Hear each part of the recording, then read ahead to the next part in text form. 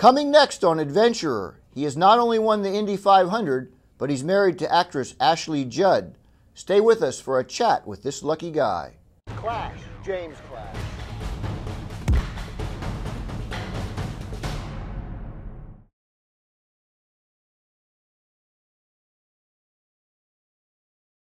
Welcome to Adventurer, the show with guests who push their lives to the limits.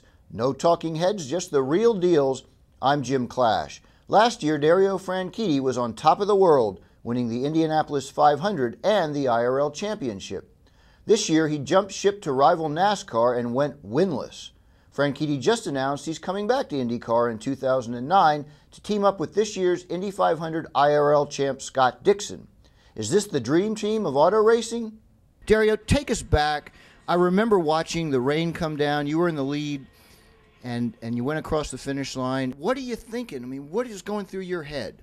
At that point, I was thinking, don't crash, because we're under yellow. It was raining really hard. We're on slick tires, and Indy cars aren't really built to run in, or certainly when they're set up to run at Indianapolis, they're not built to run in rain. And so the car was skating all over the place. I couldn't even keep up with the pace car, and I'm just thinking, don't crash here. Just get it back to the start-finish line, get it back to the yard of bricks, and it's all done. Now let's fast forward. You were at the top of your game. You won the points championship in 2007. You won the Indy 500. NASCAR. A lot of us were like, what the heck is Dario Franchitti doing going over to NASCAR? Tell us how that all happened. Well, that happened for a couple of reasons. I'd been kind of looking at doing NASCAR for a while, and I was given the opportunity. Given that opportunity kind of coincided with me thinking, I'd given pretty much everything I had to win that 500 and that championship, and I felt, I wasn't sure I was going to be as committed to a season in 08 in IndyCar. So I was offered from Chip a chance to go to NASCAR, so I went there, tried something new, tried to learn something different. It didn't work out the way we'd hoped without getting a sponsor. By the time the team folded in July, things were looking a lot better. We were on the pace. We were starting to run top 15, that kind of stuff. Qualified in the front row a couple of times in the Nationwide Series, so things were looking better. But by that point, I'd kind of realised it was maybe time, if I got the chance, to come back to something more familiar.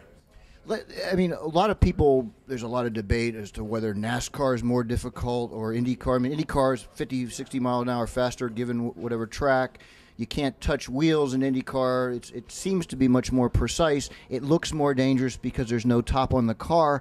So I think a lot of open-wheel drivers assume that going over to NASCAR would have been easy. Big mistake is to look at NASCAR on TV and watch the way the guys drive the car and think it's easy. It's not. It's very, very difficult. Both IndyCar and NASCAR are incredibly difficult, but much different skills required to drive both. I've grown up driving single-seat open-wheel cars my whole career, so it was something I understood intimately. I've been driving Indy cars for 11 years, so I really understood what that was all about.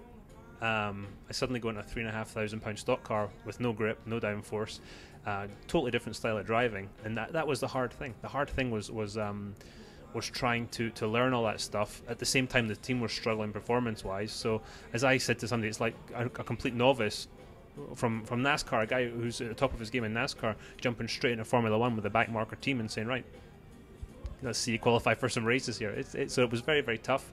I learned a lot, though. I definitely learned a lot. Tell me, just as a driver, what the major skills you need to have as an Indy driver. You're both driving ovals and the road courses, but on the ovals, what are the skills you need to have as an Indy driver versus a NASCAR driver, and vice versa? I think the skills are very similar, but the feelings are so different, and that's the difference between winning a race and finishing last in a race sometimes is so small. So it's really all about the feeling, and that was getting used to that feeling of what a stock car felt like was so alien. And I think that's where a lot of people from Indy cars and from different single seat backgrounds maybe struggle, and that's why you see guys with experience, guys like Mark Martin, who've been doing this for years, running so well. Now, I do want to talk to you about this because this is a historic combination. I mean, we've got the 2007 Indy 500 winner and Indy champ, and the 2008 Indy 500 winner Scott Dixon, and the Indy points champ for 2008, combining for the dream team. I mean, how can you guys meet expectations? There's a lot of expectations on your team. Well, we just go out and do our best. Scott had a hell of a season this year. We had a good season in 07. So you just go out and do your best. That's all you can do. Other people are possibly putting the expectations on. we are there to win. There's no doubt. We have the equipment, we have the people to win. But it's bloody competitive. You know, the Penske guys, Andretti Green guys, some of the transition teams, everybody's in there and becoming more competitive all the time. So it's going to be hard, but we have the ability, and that's what we're here for. This will be your first season coming up in 2009 with the combined kart and IRL, and it's a different deal now. I mean, they're really the best drivers in the world in this series. So do you have any trepidation about that? No trepidation. You know, I raced over in Champ Car as it was for 5 years, and you know, I was lucky to race against some great guys, and Montoya's and Artie, Greg Moore, Gilles de Fernand, guys like that. So, and then went over to the IndyCar series and raced against some great drivers there too. So I really feel I've been lucky with that. My career kind of coincided when I came over to America. It was the second year after the split. And then I move over to NASCAR, and the series unifies. So I'm glad I am getting a chance to race in a unified series. There's no argument now. There's no doubt. There's no misunderstanding. There's no confusion. It's one IndyCar series. All the drivers, all the teams, and that's going to be good. Okay, we're on the last lap here at Indy. It's you and Dixon, 2009. You're in the lead. What are you going to do? You're going to let him pass you? What are you guys going to do as teammates? Will Chip Ganassi tell you what to do? No, there'll be no team orders. So I guess the team orders is don't take your teammate out. And if we're in a position to finish 1-2 Indy, we'll be very happy. You know, he finished second there in 07 when I won, and he won it this year. So they've got one each now, and I just hope we're in that position to be fighting out for the Indianapolis 500 and also fighting out for the IndyCar Championship. That would be pretty cool.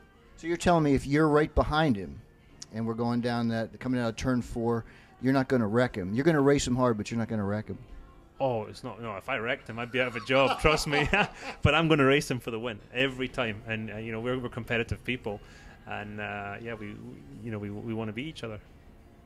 Thanks a lot, Dario. All right, thank you.